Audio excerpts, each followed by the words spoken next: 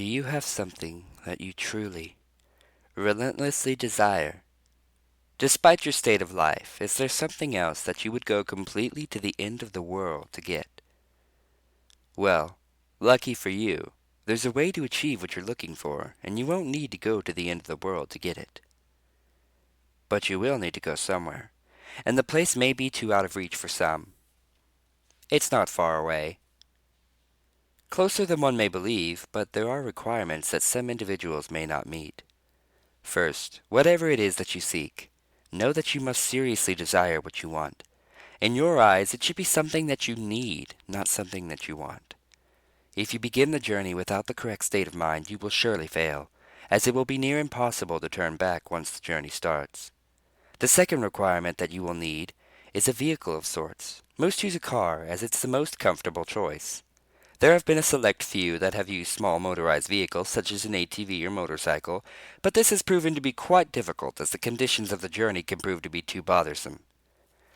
Do not use a vehicle too large or noticeable, as you will need some of the cover of night to be most safe. Also, while any sort of car will do, you may not want to choose the most expensive or cherished vehicle. You can take your slick new black Mercedes for the drive if you'd like, but don't expect it to come out in a pristine state. Make sure your vehicle is completely fueled before beginning the drive. The first task to accomplish is to locate the road. It doesn't have a name, and it's not on the map, and technically, it doesn't even exist. It will only show up if you're looking for it at the right time, and you will only spot it if you know what to look for. And finally, you must be alone during the journey. Come on, you didn't think you'd be able to go with a group, did you? It must be night when you begin. Choose the time of the night where you believe the roads are the least populated. Drive to any area that is just a stretch of road surrounded by woods. Here's where you want to start paying close attention. If you're looking for the road, it will turn up eventually, but you need to search for the road's hint in order to pull down the right one. Once you're close, you will see or feel its signs, but what the signs will be will depend on what it is that you desire.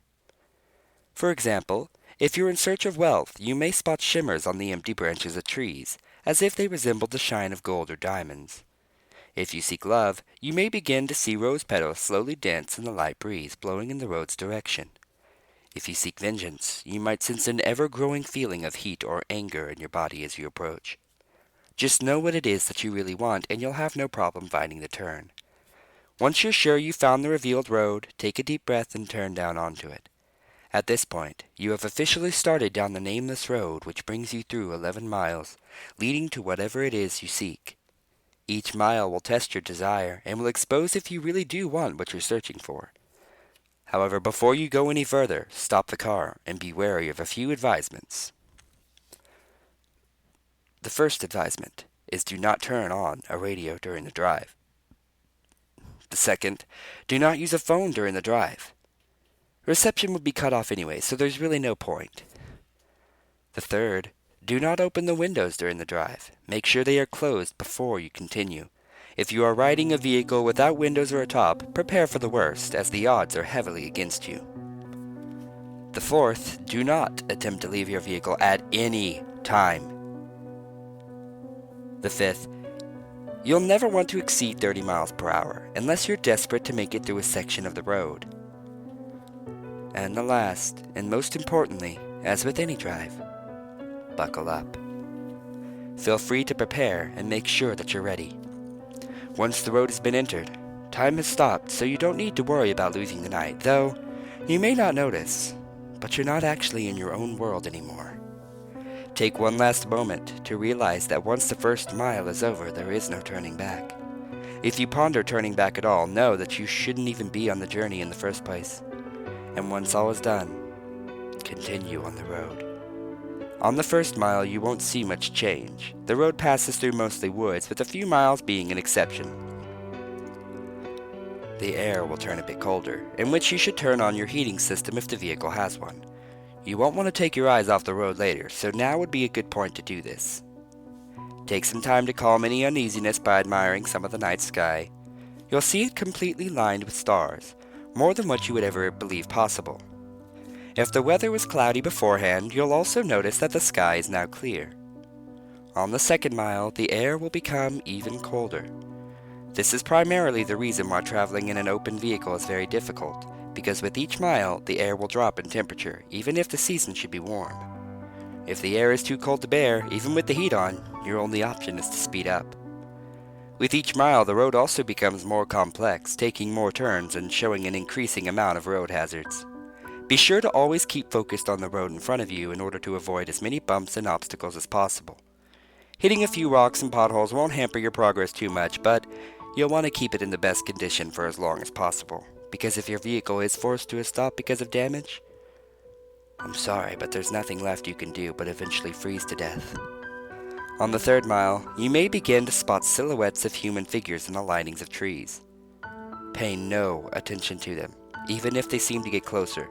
It will be hard to resist peeking at their unnerving distant appearance, but know that they will reveal themselves later. At this mile, the road will become dirt if you weren't driving on it in the beginning. Keep to the center of the path as it will become narrow and wide at random intervals. On a quick side note, should you ever attempt to turn around, despite the previous warnings, you'll be left on a path which never ends. You would simply run out of fuel eventually and be left to freeze in the cold conditions. On the 4th mile, you will not only see more of the figures, but you will begin to, in a sense, hear them. In the back of your mind, a very faint, unintelligible whisper will echo. These will come and go, but you can't stop them. If they become bothersome or distracting, try and tune them out by thinking of what it is you desire. Attempting to listen and determine what the voices are saying will only attract them to you, and you want to be as far away from them as you can. They'll be closer later, so there's no use bringing them near you now. On the 5th mile, you will come to a clearing. The linings of trees to your left will disappear to reveal a lake with no end, with a beaming great moon over the water. The illumination from the moon will be so spectacular that the vehicle's headlights will no longer be required. But restrain yourself from gazing at it, because if you look at its light for even more than a few seconds, the road in front of you will end, throwing your vehicle into the water in which you will freeze in mere minutes. The voices will be gone for this mile, but don't rejoice yet. They'll be back. On the 6th mile, take into account that you are more than halfway done. However, despite the progress, you may lose hope here. The stars will have disappeared at this point, leaving the sky an empty black abyss. The clearing will have ended, leading you back into the woods. The only light you will have will be provided by your vehicle's headlights, but they will flicker from time to time, even if you're sure they're in perfect working order. If you have a radio in the vehicle, it will turn on here automatically. If you didn't turn it off beforehand, it will produce an overwhelming screech that will send you off the path. If you did, a calm voice will then begin to speak about your greatest fears, what it is you are horrified of in your life. It will speak in a way that will cause you to visualize the words in your mind, so don't listen to it. If you begin to comprehend what it's saying, the horrors will prove too much for you to stay on the road safely. Attempting to turn off the radio will prove no use, so don't try it. Speed up if you need to, just keep your mind off the voice as much as you can. As you approach the end of the mile, the voice will fade out of the speakers, leaving your ears at peace. For now, at least. On the 7th mile, the voices from the figures will return. It won't sound like a whisper this time, but more like distant screams, growing closer with each second. At some point on this mile, you'll hear one of them in your ear, as if one of them were right behind you. This is because one of the figures have found their way into your vehicle. Do not turn around. Their faces will shock you to a paralysis, leading you off the road. If you don't draw attention to it, it will become uninterested and hopefully leave.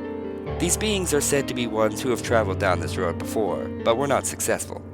They live the remainder of their existence suffering in the darkness, with their only goal being to bring other travelers down with them. It has been said from experience that these beings can't physically harm you, so as long as they don't cause you to wreck, then you should be fine. On the 8th mile, slow down if you're going too fast. The road here takes very sharp turns, which, if overshot, will throw the vehicle into a pit through the trees.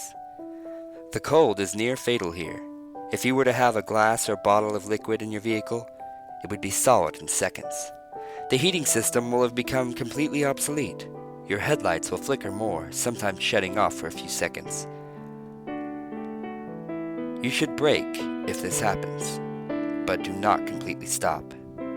The figures will be following you at this point, and should you stop for too long, they will surround and trap your vehicle.